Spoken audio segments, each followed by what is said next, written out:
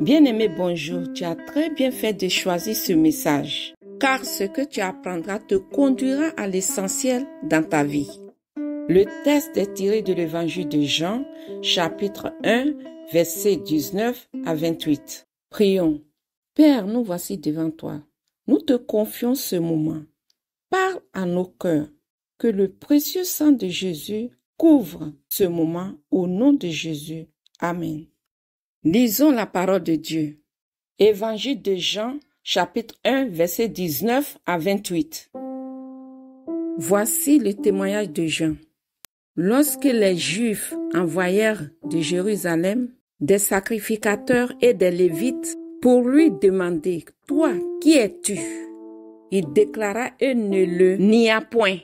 Il déclara qu'il n'était pas le Christ. Et ils lui demandèrent « Quoi donc?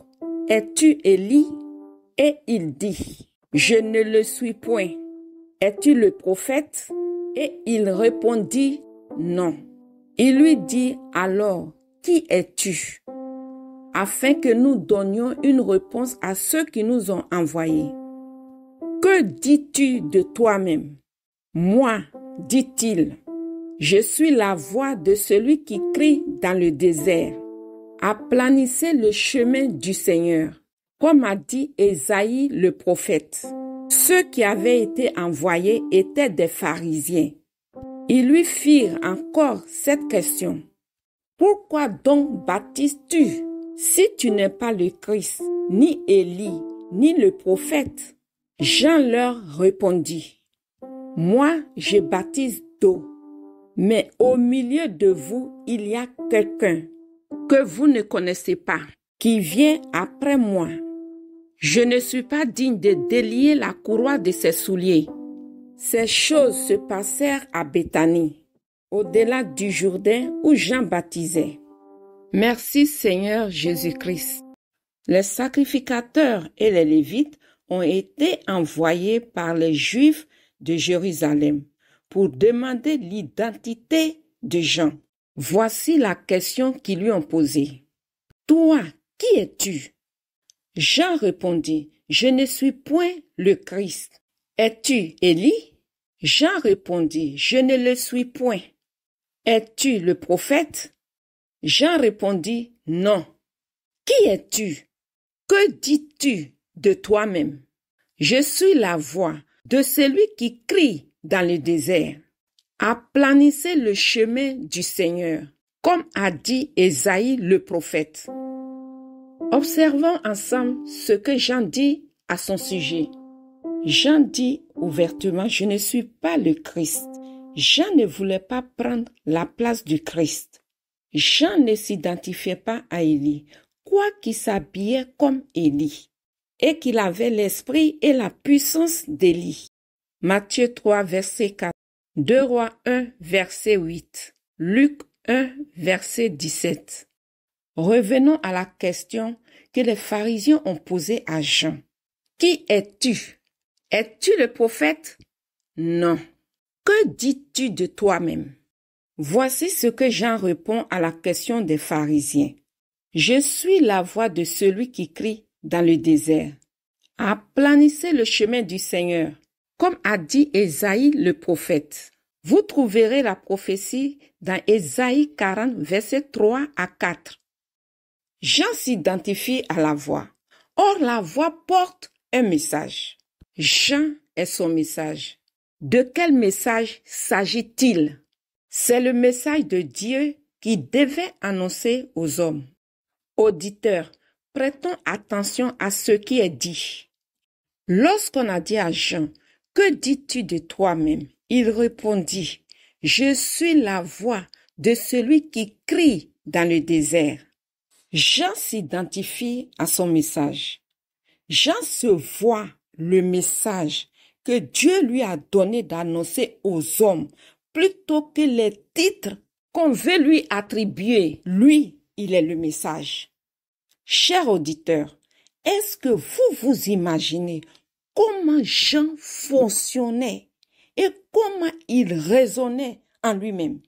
Il dit, « Je suis le message que Dieu m'a donné d'annoncer.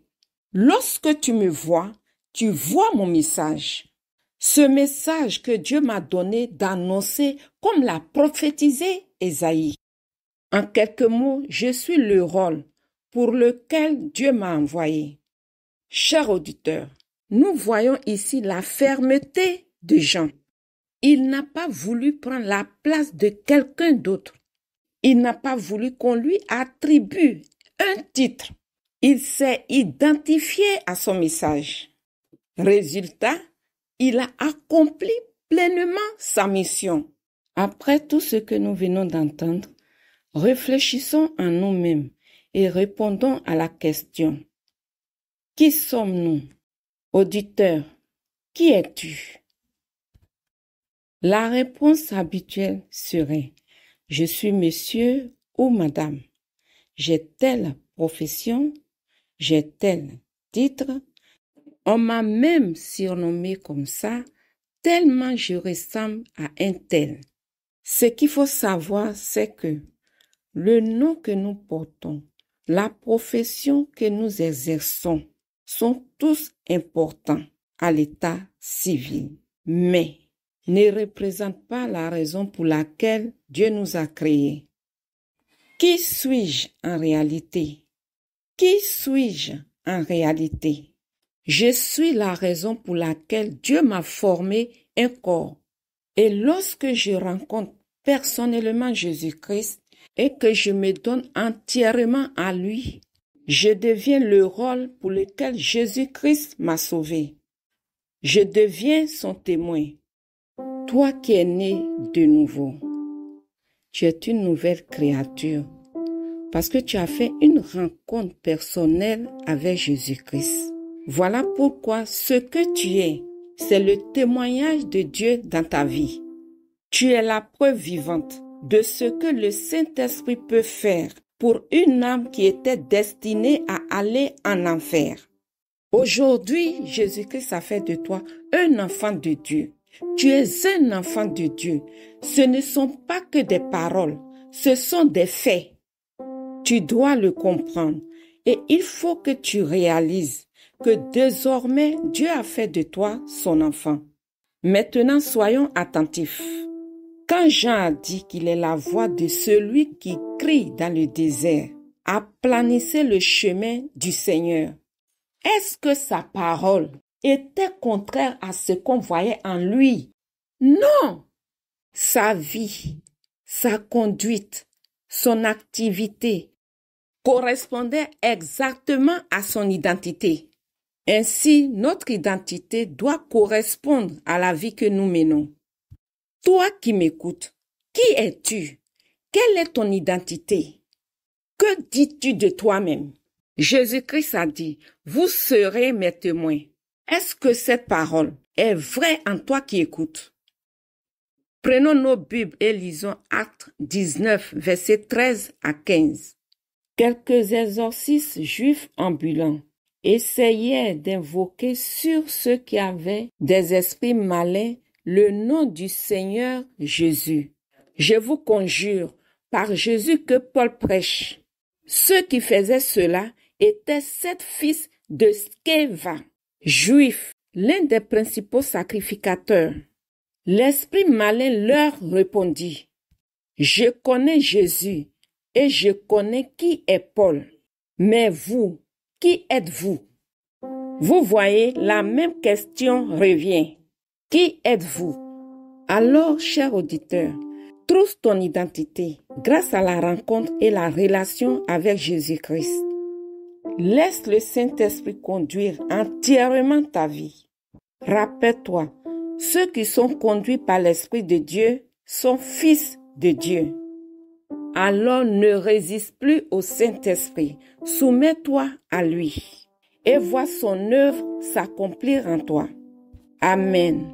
Merci Père pour ce merveilleux message que tu nous as donné.